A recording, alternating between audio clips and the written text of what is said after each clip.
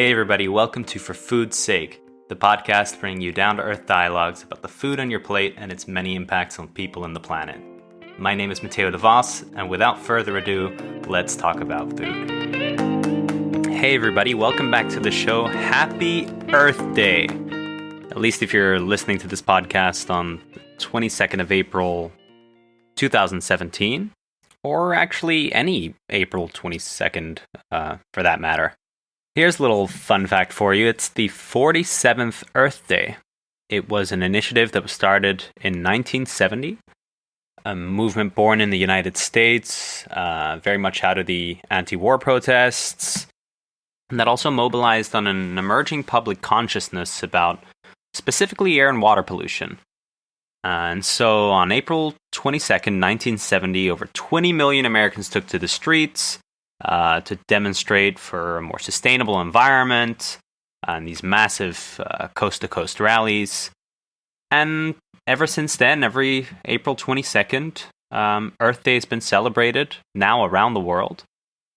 And so if you're listening to this on Earth Day, I hope you celebrate in one way or another. I hope you reflect on some of the food choices you've been making over the past year, your consumption habits, and just generally ways in which you can do your part to do better for planet Earth. Anyways, for today's topic, we're going to be talking about how plants, specifically a handful of crops, have come to domesticate human beings. Yep. Not how we've come to domesticate plants, but how plants have come to domesticate us. Now, this argument, which I think is absolutely fascinating, essentially argues that from a broad evolutionary perspective, from a health perspective, and from an economic perspective, the agricultural revolution was, quote-unquote, the worst mistake in the history of the human race. And some of you might recognize that. That's an article that was written by Jared Diamond in 1987. And he's very much, at least in the public eye, one of the academics that led this revisionist anthropological interpretation of the agricultural revolution. So, why is this relevant? Especially on Earth Day? I think it's an argument that cuts to the core of the problems that we see with our current agricultural system. It's an argument that very much, from a historical perspective and from a perspective that's still relevant today, criticizes the intensive crop farming system that we've come to rely on. And in doing so, interestingly, the argument also kind of indirectly challenges the rhetoric that we keep seeing a lot these days about the need for increased mechanization in farming as the only almost natural solution to meeting the growing demands of a growing world population. And so, to explain this argument and to do it justice in the best way I can, I thought I'd tell you guys a little story. So get comfortable. I will too. And it's a story about the agricultural revolution. So a story that began roughly 12,000 years ago. A story that unfolded in many places around the world simultaneously. And it's a story where we started seeing a transition, we started seeing a change in the ways humans collected and gathered their food.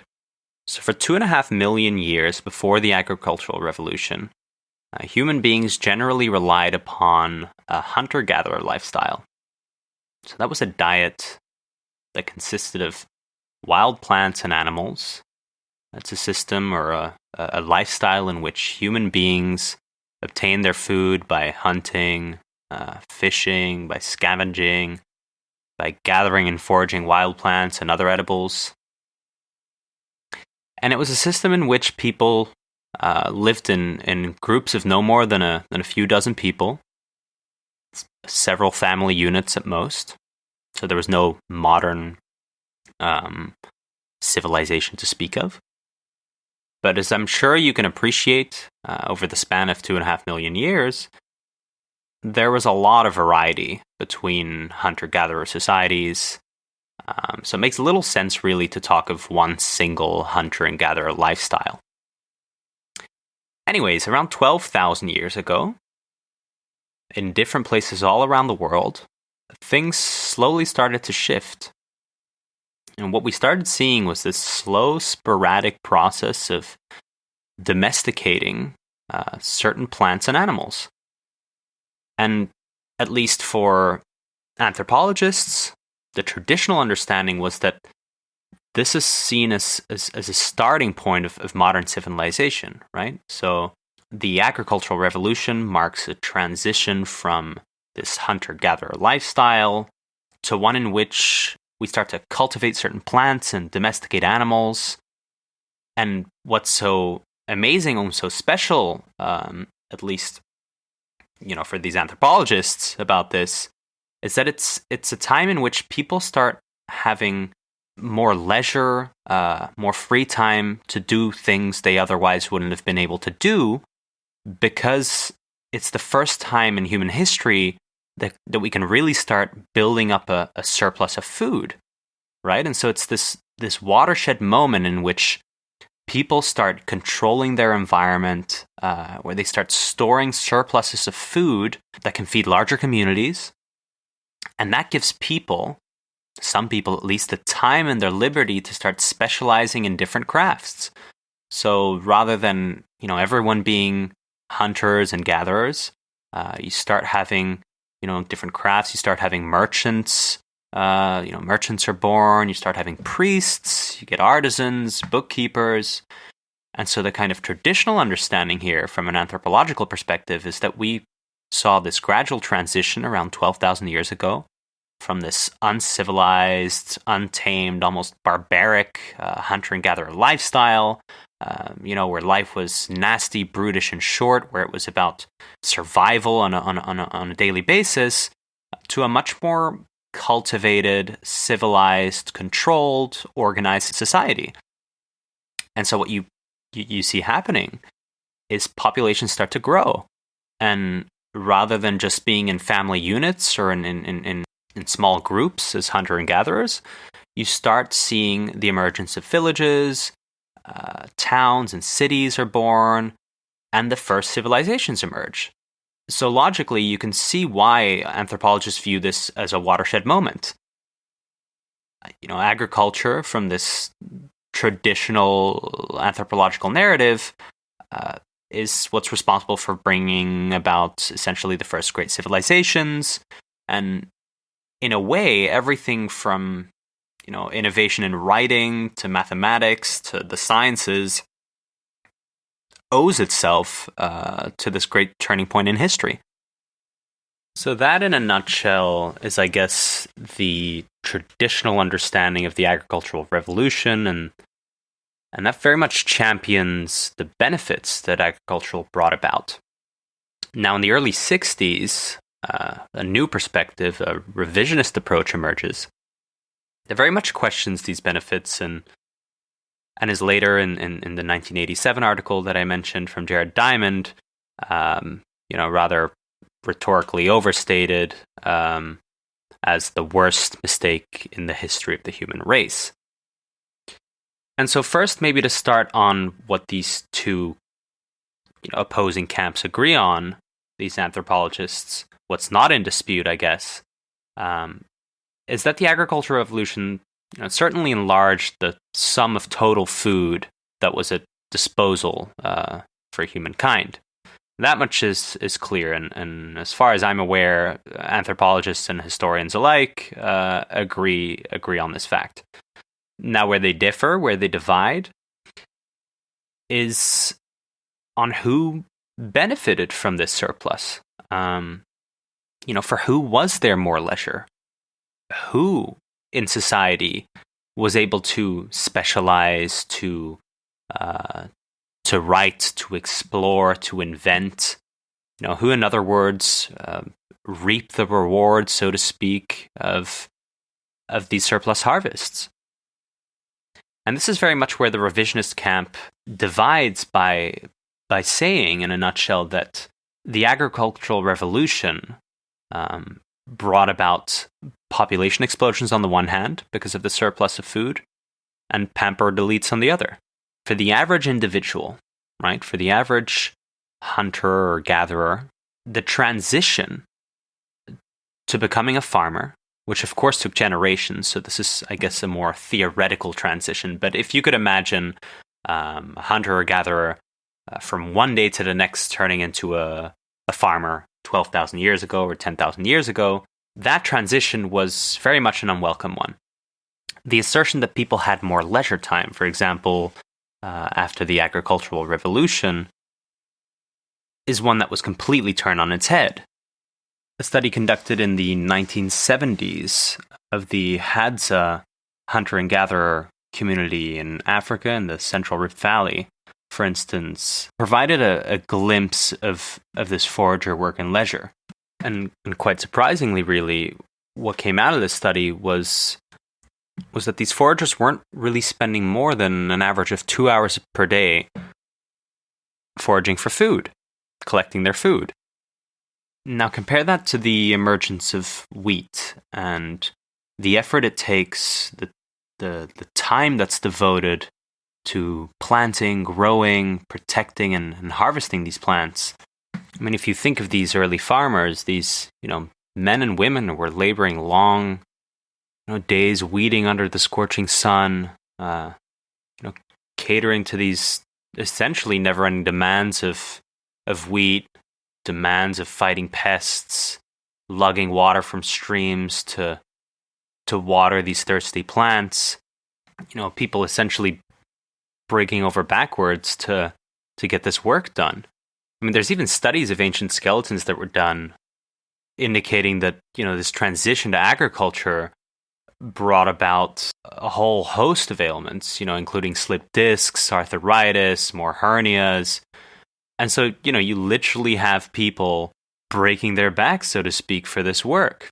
And so it really comes as no surprise then that when, the Hadza community were approached and asked whether they'd, consider a switch to agriculture, the consensus was overwhelmingly, that they didn't want to.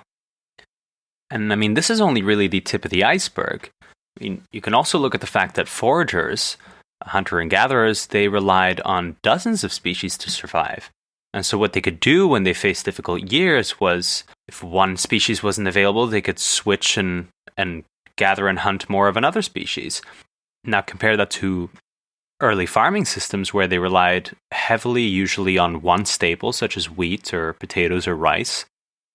And, if the rains failed to come, or if the locusts arrived, or if there was a fungus, the reality was that their crop would be ruined and peasants would die by the millions. And then you also, of course, had the realities that comes with growing populations, is that you had the emergence of new diseases, new infectious diseases that could spread easier, measles, for instance, that require high population densities to grow and persist and to flourish. Tuberculosis, leprosy, syphilis, you name it, all these types of diseases very much came about as populations grew. And so that's, I guess, an indirect consequence of the agricultural revolution. And another interesting shift to observe was, of course, the diet itself, right? So switching from a diet that was much more varied and consisted, I guess, more in ideal cases in hunter-gatherer societies of different berries and different meats, to one that was very much focused on one staple diet, made up solely of grains, a diet based on cereals that's, poor in minerals and vitamins, that's very bad for your teeth and gums. There was a study actually done, an analysis from the Near East that suggested that in one incidence, cavities jumped sixfold as people started relying more on grain. So now you can start asking yourself whether the agricultural revolution, which brought more disease, more uncertainty, a less varied diet, and generally poorer health and a poorer quality of life, you can start asking yourself, were people actually better off? And so the original Affluent Society theory is born that postulates that it was the hunter-gatherers that were the original Affluent Society. And the agricultural revolution, with all the demands that these staple crops have, like wheat and potatoes and rice, essentially domesticated us. In a way, these plants outsmarted us. We're, I guess, not smarter than a potato. And another way of looking at this, and this really backs up my point, is that these staple crops like wheat and rice and potato have become some of the most successful plants in the history of the earth. Think for a moment about wheat, right? From a viewpoint of wheat, 10,000 years ago, wheat was just another wild grass among many, confined to a region in the Middle East. And then suddenly, in the space of, a short millennia, you've got it growing all around the world.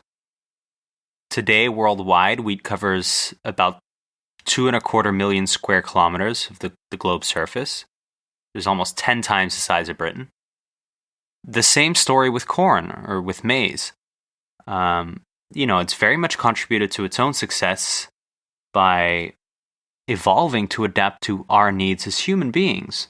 So corn is unusually efficient at turning air, water, and sunlight into calories, which makes it very attractive from a human perspective to grow.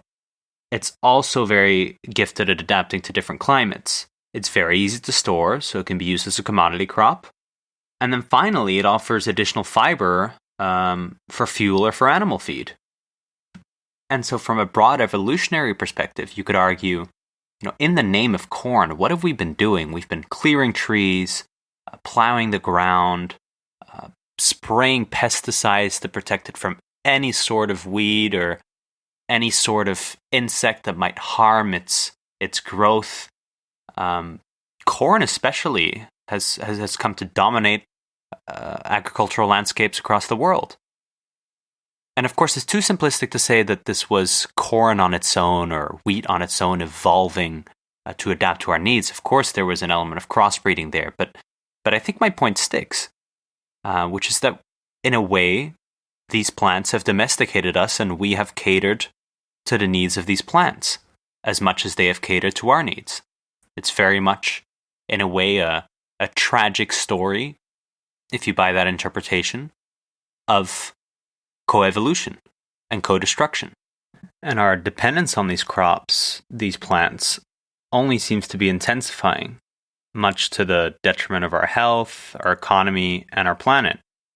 We consume, for instance, an enormous amount of corn, most of which is actually invisible, having been heavily processed into high fructose corn syrup, so that's the sugars in your sodas and your processed foods, or in the form of feed passed through animals before it reaches us. And corn requires more pesticides than any other food crop that we currently use. And the runoff from these pesticides and from the nitrogen that we use, the fertilizer, finds its way into our groundwater and into our rivers, eventually creating dead zones when it reaches our oceans. And much in the same way that the early agricultural revolution caused a host of health problems, a host of health epidemics, today we're seeing a similar situation, especially again with the introduction of corn and soy into our diets. During the past several decades alone, we've seen the rates of obesity, of hypertension, and of type 2 diabetes skyrocketing. And then, of course, last but not least, the problem of subsidies. In the United States alone, billions of dollars go into subsidizing corn. And that's all to keep prices artificially low so that big agribusinesses and big food business can continue to profit by using corn as a cheap raw material in all the processed foods they make and in all the sodas that they produce. We even make laws that mandate that billions of liters of ethanol, which is derived from corn, be blended into vehicle fuel each year to guarantee this continued demand. We are literally feeding our cars with corn to soak up the excess supply. Think about that for a second. So the system is clearly out of control, and corn is truly king, and we very much lay at its mercy today. So what's the solution? What's the solution to the fact that human beings have been domesticated by plants, both historically and still today? Do we abandon agriculture? Do we abandon crops and return to a hunter and gatherer lifestyle? Do we go live in a forest? Of course not. As much as we may like to idolize and romanticize this past image that we have of the hunter and gatherer, doing so is neither realistic nor the solution. The leap into agriculture 12,000 years ago was an irreversible leap, and hunter and gatherer lifestyles for a global population of 7.4 billion and growing simply doesn't work. It's not realistic, and it's not something we should strive towards. That's also why I think the Paleolithic or paleo diet is often misguided. I understand that they're not advocating for returning to a hunter-gatherer lifestyle in the sense that we should go live in a forest or abandon modern agriculture altogether, but it's my understanding that from an environmental perspective, it would be a complete catastrophe to adopt the paleo lifestyle for a global population of 7 billion or more. But that's definitely a discussion for another time. I think it's clear that there's no one quick fix solution to our overdependence on these crops and to the current agricultural system. Instead, it's vital that we understand that although agriculture may be here to stay, it doesn't have to in its current form, nor should it and nor can it for much longer. Simply increasing efficiencies, doubling down on our reliance on automation and modern machinery, as is often the natural narrative we're fed today, is not the only path that we can take. I think there's a lot to be learned from holistic management systems, permaculture systems, about doing more with less, about working with rather than against nature, and about adopting polyculture systems and perennial grains and learning from insights such as the quote-unquote do-nothing farming of Masanobu Fukuoka and the One Straw Revolution. And then, of course, context-dependent, where relevant, where it works, adopting some of these modern technologies that could very much, especially with climate change, help provide climate-resilient plants, climate-resilient solutions that we just currently don't have. So there's my take on some of the issues that I currently see we have with our agricultural system. I explore these in more detail with different guests on different episodes.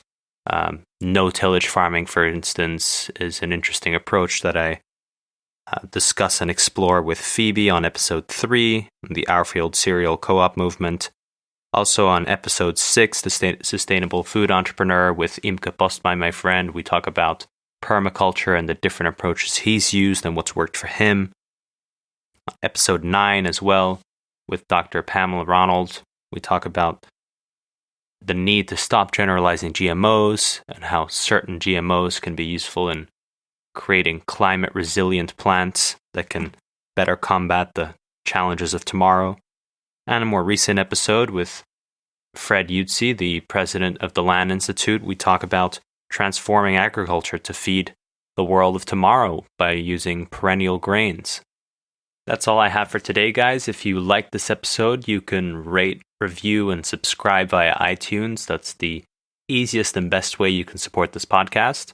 Otherwise, you can also follow us on Facebook, on Twitter, and on Instagram. You can check out our website at www.forfoodsake.me. And of course, you can recommend and share our podcast with your friends and family if you think they might be interested. Thanks again for tuning in, guys. I'll see you next week.